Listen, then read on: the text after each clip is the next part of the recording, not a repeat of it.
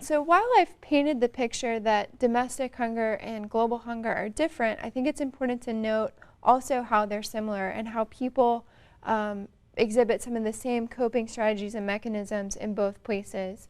Hunger affects the poor. That's unquestionable. The hungry of any country also tend to be the poor of that country as well. Although hunger in the U.S. tends to be more transitory than it is in other developing nations, it's still an issue of caloric intake, of malnutrition, of food security, and that spans the globe in terms of who these people are and the types of issues that they're dealing with. Although the definition and location differs slightly when you look at hungry and poor populations, the key issue is that a country or a government has a toolkit to deal with them, be they feeding programs or safety net programs or emergency food resources.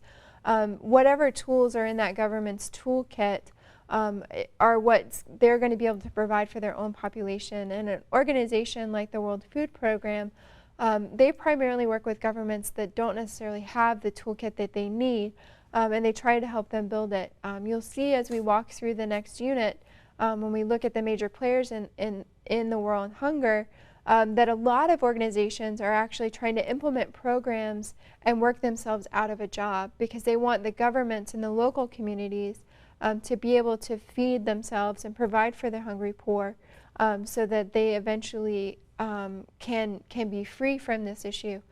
So a lot of people that work in this field, and you'll hear Professor Coutts say this over and over again, that they're really trying to just work themselves out of a job, because if they do, then that means that they've alleviated the hunger issue.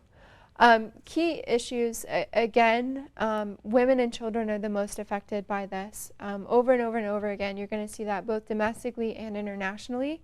They tend to be the most vulnerable people group, and they also tend to be the most receptive to the feeding programs and to the emergency food services. The negative effect of having the hungry poor on a national economy not only is the cost of caring for them, but also the lost opportunity cost, the lost revenue streams, the lost taxable income, the loss of society contributions.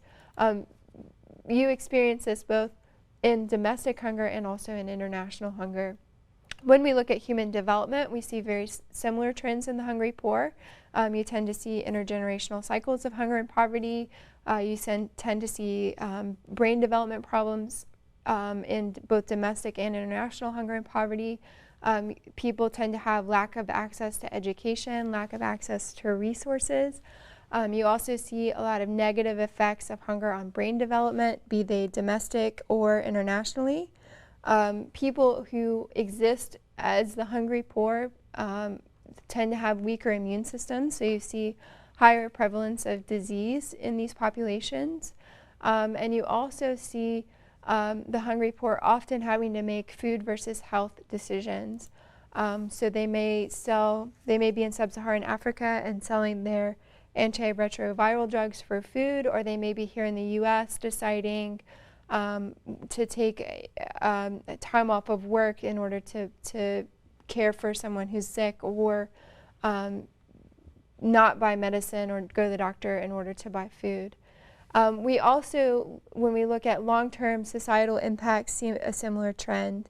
With intergenerational cycles of hunger and poverty, you see them existing within certain regions of society. Those regions tend to not change significantly over time. You also see lack of access to education and resources in these regions. So, for example, you have programs here in the United States like Teach for America that encourages young college graduates to go and work in impoverished places as teachers, because places that tend to be poor can't afford to pay or to keep teachers. You also see food deserts. You might have very limited access to health care.